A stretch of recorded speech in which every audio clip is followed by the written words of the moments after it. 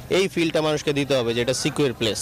Clean city, green city এবং healthy city করার লক্ষ্যে সকল সংস্থার সাথে সমন্বয় করে পতেঙ্গা সমুদ্র সৈকতকে ঢেলে সাজানো হচ্ছে। চট্টগ্রাম মহানগরীর সর্ববৃহৎ পর্যটন কেন্দ্র পতেঙ্গা সমুদ্র সৈকত। সন্ধ্যায় আলোর স্বল্পতা, পরিষ্কার পরিচ্ছন্নতা এবং নিরাপত্তার অভিযোগ ছিল দীর্ঘদিনের। 5 আগস্টের পর পরিবর্তিত পরিস্থিতিতে আদালতের রায়ে চট্টগ্রামের সিটি কর্পোরেশনের মেয়রের দায়িত্ব পান ডাক্তার শাহাদাত হোসেন। এরপরই শুরু হয় সৈকতের সংস্কার কাজ। পর্যটকদের জন্য বৃদ্ধি করা হয় নানা সুযোগ সুবিধা। সংস্কারের পর উন্মুক্ত করে দেয়া হচ্ছে আগামীকাল থেকে। মেয়র বলছে, আন্তর্জাতিক মানের হিসেবে গড়ে তুলতে সময় লাগবে আরও 1 থেকে 1.5 বছর। বিস্তারিত জানাচ্ছেন সহকর্মী আকরাম হোসাইন, ছবি তুলেছেন আবু জাবেদ। সংস্কারের পর বৃহস্পতিবার খুলে দেয়া হচ্ছে পতেঙ্গা সমুদ্র সৈকত। আন্তর্জাতিক মানের পর্যটন কেন্দ্র হিসেবে গড়ে তুলতে সংস্কার কাজ চলবে আগামী 1 থেকে 1.5 বছর। দর্শনার্থীরা বলছেন, নিরাপত্তা, পরিচ্ছন্নতা, সবুজায়ন সহ নানা সুযোগ সুবিধা বৃদ্ধির কথা। আরও কিছু ফ্যাসিলিটিস থাকলে এখানে যারা পর্যটন আটতে আছে তারা এখানে আসার জন্য আরও অনুপ্রেরণা থাকবে ওদের।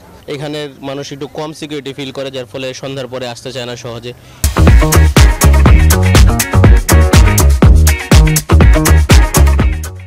এই ফিলটা মানুষকে দিতে হবে যেটা secure place. Clean city, green city এবং হেলদি সিটি করার লক্ষ্যে সকল সংস্থার সাথে সমন্বয় করে পতেঙ্গা সমুদ্র সৈকতকে ঢেলে সাজানো হচ্ছে।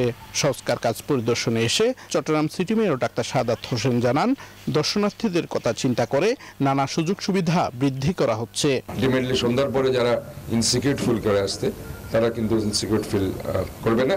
তারা এখানে আসবে, এখানে লাইটের ব্যবস্থা থাকবে, বসার ব্যবস্থা থাকবে এবং আমরা এখানে যে দোকানগুলো আছে দোকানগুলোকে আমরা আস্তে আস্তে পিছনে সরিয়ে নিচ্ছি যাতে করে সেখানে বীজটাকে বড় দেখা যায়। পর্যটকদের নিরাপত্তার কথা মাথায় রেখে টুরিস্ট পুলিশের সাথে আলোচনা করে নিরাপত্তা জোরদার করা হবে বলে জানান সিটি মেয়র।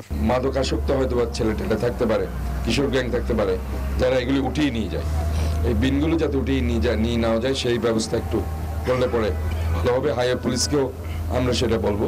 এ সময় পতেঙ্গা সমুদ্র সৈকতের সৌন্দর্য ধরে রাখতে স্থানীয়দের সহযোগিতা চান ডাক্তার শাহাদাত। আকরাম হোসাইন, নিউজ 24, চট্টগ্রাম।